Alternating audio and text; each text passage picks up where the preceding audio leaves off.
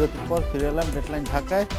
হরতাল বন্ধে মামুন ভাই নানা রকম কথা হয়, নানা রকম আলোচনা হয়, কিন্তু সাম্প্রতিক সময় আমরা আমাদের নাগরিক সমাজ বা সুশীল সমাজের সেরকম কোনো উদ্যোগ দেখছি না এই হরতালগুলো বা এই ধরনের কর্মসূচির বিরুদ্ধে।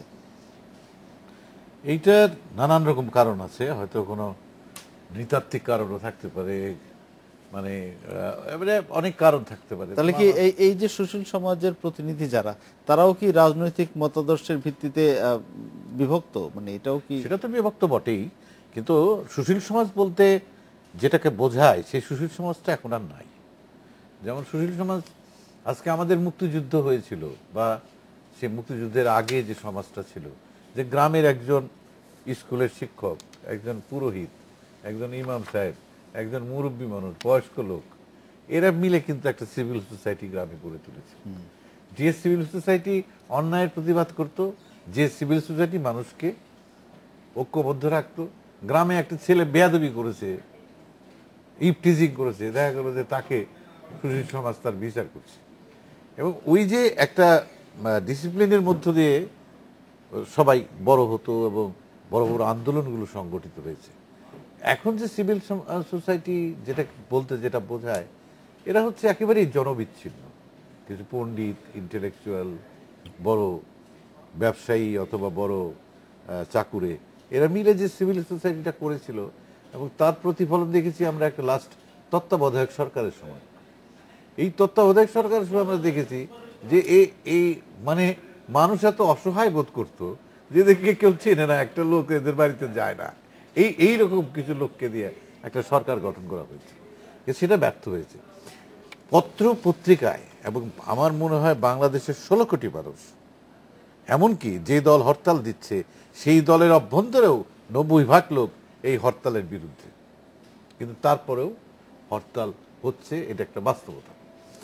এখন এই যে মানে আসার কথা যেটা, সেটা হচ্ছে মানুষ একেবারেই হরতালকে রিফিউজ করেছে, আজকে থেকে না, বহুদিন আগের থেকে। কিন্তু প্রশ্নটা হচ্ছে যেটা সংহত কোনো উদ্যোগ নেওয়া যাচ্ছে না, নাগরিক সমাজের সবাইকে মিলে একসঙ্গে করে এমন একটা উদ্যোগ এটা নেওয়া যাচ্ছে না। এটা নেওয়া যাচ্ছে না কেন? অনেক সময় সর্ষের ভিতরে ভূত থাকে। এই যে বিপুল বিশাল যে আমাদের সিভিল সোসাইটি, তারাও যে খুব ঐক্যবদ্ধ তা নয়। এখন ধরেন আপনি যদি বাংলাদেশের ইতিহাসটা দেখেন, সবসময় কিন্তু ইগনেট করতো মুভমেন্ট, মানে শুরুই হতো ছাত্র সমাজ থেকে। 21-এর ভাষা আন্দোলন দেখেন, যে কোনো আন্দোলনের, 62-র শিক্ষা আন্দোলন থেকে কিন্তু ওয়াজিউল্লাহর মৃত্যু হলো, তারপরে কিন্তু এটা ব্যাপক আকার ধারণ করলো। 69-এর গণ অভ্যুত্থান, সেটা ছাত্র সমাজ করেছে। সেই ছাত্র সমাজও কিন্তু আজকে এই সমস্ত ক্ষেত্রে খুবই নিষ্ক্রিয়। গণজাগরণ মঞ্চ একটা হয়েছিল, আমাদের ভীষণ আশায় আমরা হয়েছিলাম, আশান্বিত হয়েছিলাম যে একটা ঘটনা তারা ঘটিয়েও ফেলেছিল। এখন তারা মাঠে আছে, তারা কিন্তু হরতাল বিরোধী মিছিল করছে, অনেক কিছু করছে, কিন্তু বিভক্তি আছে, কিন্তু তাদের মধ্যে বিভক্তি আছে। সেই শক্তি, যে শক্তি আমরা দেখেছিলাম, সেই শক্তিটা যদি এখন থাকতো, তাহলে আপনার এই হরতালকে মানে করা, হরতালকে একদম নিষ্ক্রিয় করে দেওয়া সম্ভব হতো। কিন্তু আমার এখানে একটা প্রশ্ন আছে, যে আমি প্রতিবার নাগরিক সমাজ বা আমরা সবাই প্রতিবাদ করছি, কিন্তু এটার ইমপ্যাক্টটা কি হচ্ছে?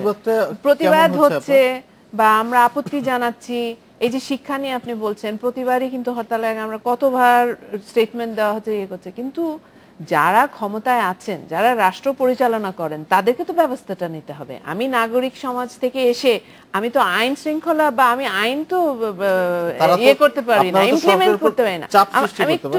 আমরা চাপটা যে চাপ সৃষ্টি তো সবাই করছে। আপনি রাস্তায় গিয়ে আজকে জিজ্ঞেস করেন, সেই লোকটাও বলবে যে আমি চাই না, আমি হরতাল চাই না, কিন্তু ফলটা কি হচ্ছে? এন্ড অফ দ্য ডে যারা রাষ্ট্র পরিচালনা করেন, ক্ষমতায় আছেন, তাদেরকে তো একটা পদক্ষেপ নিতে হবে। তাদেরকে তো বলতে হবে যে না, আমার গণতান্ত্রিক অধিকার আছে, কিন্তু আর যাদের ক্ষতি হচ্ছে, যেই শিশুরা স্কুলে যেতে পারছে না, তাদেরও তো একটা গণতান্ত্রিক অধিকার আছে। তাদেরকে কি কখনো জিজ্ঞেস করছে তারা কি এটা চাচ্ছে? তাদের জন্য কি এটা কোনো ফল নিয়ে আসছে?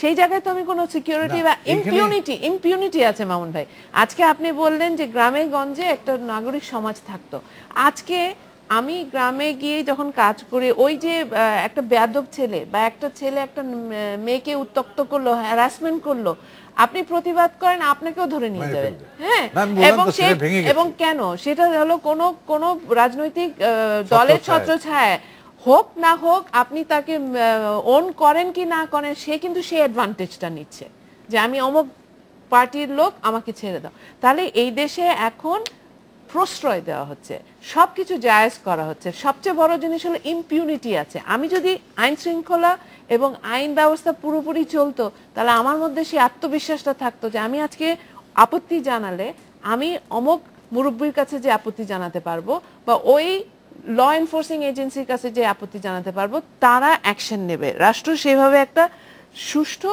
এবং শক্ত ভূমিকা রাখবে। আমরা তো বুঝতে পারছি না যে আসলে আমরা সেই জায়গাটা পাবো কিনা। আমি আপনার আস্থার কিন্তু বিশাল অভাব। অবশ্যই আমি আপনার কথার প্রসঙ্গে যাচ্ছি মঞ্জু ভাইয়ের কাছে। এই যে হরতাল, অবরোধ বা রাজনৈতিক কর্মসূচিতে যেই সহিংসতার ঘটনাগুলো আমরা দেখি, ধরেন বাসে আগুন দেয়া, কারো মৃত্যু, কারো হাত পা ভেঙে যাওয়া বা নানা রকম ক্ষয়ক্ষতি, এগুলোর দায় কিন্তু কেউ নেয় না এবং এগুলোর কোনো বিচারও পাওয়া যায় না। আমরা দেখি যারা ক্ষমতায় থাকে তারা বিরোধী দলকে দায়ী করে, যারা বিরোধী দলে তারা বলে সরকারের লোকরা এরকম করেছে, এরকম।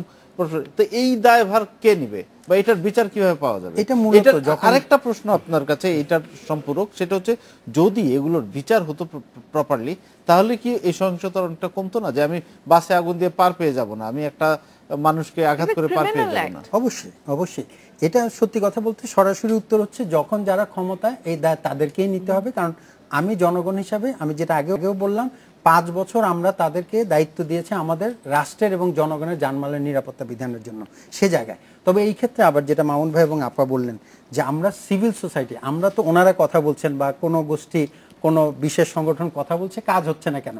কাজ হচ্ছে না এই কারণে আমরা বজ্র কণ্ঠে সম্মিলিতভাবে বলতে পারছি না বলে কাজ হচ্ছে, চাপ সৃষ্টি করার মতো হচ্ছে না। কেন হচ্ছে না? সিভিল সোসাইটি কাজ করছে না। অন্তত ওনাদের দুজনের কথা থেকে সিভিল সোসাইটি কেন কাজ করছে না, সেটা হচ্ছে যে আমরা মূলত সিভিল সোসাইটি কারা নেতৃত্ব দিচ্ছে, যেটা মামুন ভাই বললো, হয় ছাত্র, শিক্ষক অথবা বিভিন্ন পেশাজীবী, সংস্কৃতিসেবী সহ এই 3টা বা 4টা গোষ্ঠী, এরা প্রত্যেকে আমরা 2টি দলে বিভক্ত, একেবারে A to Z। আমি যতই নিরপেক্ষতার ভান করি, আসলে আমরা না। আমরা মূলত কেন বিভক্ত, এর 2টি কারণ আমার কাছে মনে হয়। একটি হচ্ছে আমরা ব্যক্তিগতভাবে স্বার্থপর, দ্বিতীয়ত আমরা জনবিচ্ছিন্ন হয়ে গেছে, যেটা মামুন ভাই বললেন। স্বার্থপর এই কারণে, কারণ আমাদের গত 20-30 বছরের রাজনীতির এমন অবস্থা, ওই যে বুশের সেই কথার মতো, either you with me or against me. আমি কোনো দলের পক্ষে যদি না থাকি, অন্য দল মনে করে আমি তার পক্ষে। অর্থাৎ আমাকে চাই বা না চাই একটা দলের লেভেল পরিয়ে দেওয়া হয়। এটা একটা, এটা কি এভাবে বলা যায় মানুষ তার অস্তিত্ব রক্ষার জন্য কোনো না কোনো, আরেকটা কথা এটাই, আরেকটা হচ্ছে নিজের স্বার্থ রক্ষার জন্য, যেটা বললাম স্বার্থপর, আমার অস্তিত্ব, আমার স্বার্থ, আমার নিরাপত্তার জন্য আমাকে কোনো না কোনো দলের লেজুর ভিত্তির দিকে এগিয়ে যেতে হয়। আরেকটা গণবিচ্ছিন্নতা কিরকম, কেন আগে সিভিল সোসাইটি তৎপর থাকতো, শিক্ষক, মাদ্রাসার মৌলবী অথবা একজন সংস্কৃতি নেতা, কারণ হচ্ছে তার সন্তানটা, তার নাতি পুতি সবাই ওই সমাজে বাস করতো। আমরা বিরতির মধ্যে আলাপ করছিলাম, দুঃখজনকভাবে আমাদের এই সমস্ত যারা সিভিল সোসাইটির ওপিনিয়ন লিডার, তাদের সন্তানরা অধিকাংশ বিদেশে বাস করে, সেখানে লেখাপড়া করে। এদেশে তাদের স্বীকার করার কোনো, অস্বীকার করার জো নাই। যারা নেতৃত্ব দিচ্ছে, যারা ভোকাল, যারা ওপিনিয়ন লিডার, তাদের শেকড় সব দেশের বাইরে। ফলে সে জায়গায় আমি মনে করি যে আমাদের, তার মানে কি হতাশার কথা না, এটার পরিত্রাণের উপায় আমার একদম সরাসরি প্রস্তাব হচ্ছে যে আমাদের শিক্ষাঙ্গনগুলো, ছাত্র সংগঠনগুলোর, ছাত্র সংসদকে সক্রিয় করতে হবে লেজুর ভিত্তি বাদ দিয়ে। আমাদের পেশাজীবী সংগঠনকে রাজনৈতিক দলের লেজুর ভিত্তি ছেড়ে তাদেরকে পেশাজীবী সংগঠন করবার অধিকার দিতে হবে। আমাদের সংস্কৃতিসেবী যারা, তাদেরকে সত্যিকার বাঙালি সংস্কৃতির বিকাশের জন্য কাজ করতে হবে। আওয়ামী সাংস্কৃতিক সংগঠন, জাতীয়তাবাদী সাংস্কৃতিক সংগঠন, এর লেভেল থেকে বাইরে আসতে হবে। তবে আপার একটা কথার সাথে আমি বিনীতভাবে দ্বিমত করে ইতিবাচকভাবে বলতে চাই, এই সরকার শেখ হাসিনার নেতৃত্বে শিক্ষা ক্ষেত্রে কিন্তু অনেকগুলো উদ্যোগ নিয়েছে, আমরা অনেকখানি কোটি বই কিন্তু বছরে একদিনে দেওয়ার যে ইতিহাস, নারী শিক্ষা যে পরিমাণে, কিন্তু এই যতটুকু আমরা এগিয়েছি এইটুকু প্রশংসা করতে হবে। বাকিটুকু কিন্তু আমরা কেবল রাজনৈতিক দলের উপর দোষ চাপালে হবে না। আমরা যারা স্বার্থের জন্য লেজুর ভিত্তি করি, নিজের দায়িত্ব পালন করি না, অথবা আমরা বিভক্ত হয়ে আছি, তাদের ঐক্যবদ্ধভাবে জোরালো কণ্ঠে ধন্যবাদ আওয়াজ মঞ্জু তুলতে ভাই, হবে আমরা একদম রাজনৈতিক দলের উপর। শেষ পর্যায়ে চলে এসেছি। ধন্যবাদ আমাদের স্টুডিওতে আসার জন্য। এই ছিল আজকে ডেডলাইন ঢাকা। দেখা হবে আগামী শুক্রবার এই সময়। ভালো থাকুন, সুস্থ থাকুন, শুভরাত্রি।